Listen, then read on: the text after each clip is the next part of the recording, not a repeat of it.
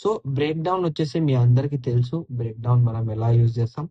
Break down కోసం మనకు ఇక్కడ ఫస్ట్ కావాల్సిన క్యాండిల్ వచ్చేసి గ్రీన్ క్యాండిల్.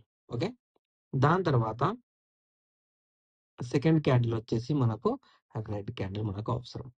ఓకేనా, ఈ 2 క్యాండిల్స్ అనేవి మనకు ఇంపార్టెంట్ మార్కెట్లో. ఓకే, ఇది వచ్చేసి బ్రేక్ డౌన్.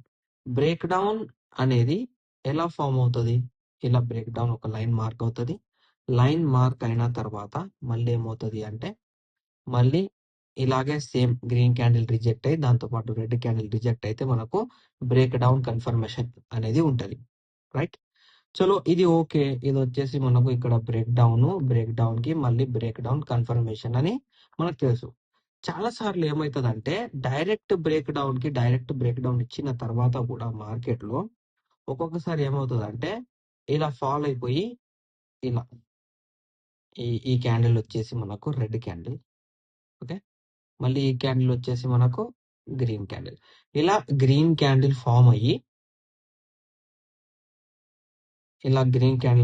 మళ్ళీ ఇలా వెళ్తుంది. మళ్ళీ ఇలా వెళ్ళి మళ్ళీ ఏమవుతుంది అంటే ఈ పాయింట్ దగ్గరే మనకి ఇక్కడ రెడ్ క్యాండిల్ అనేది ఫామ్ చేస్తుంది.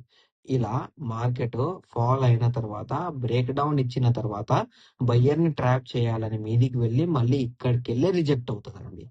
అండ్ ఇలా రిజెక్ట్ అవుతే రీటెస్ట్ రిజెక్షన్, ఈ రిజెక్షన్ కి వెళ్ళి మార్కెట్ హయ్యర్ పాయింట్స్ అనేది ఫాలో అవుతుంది. ఓకేనా,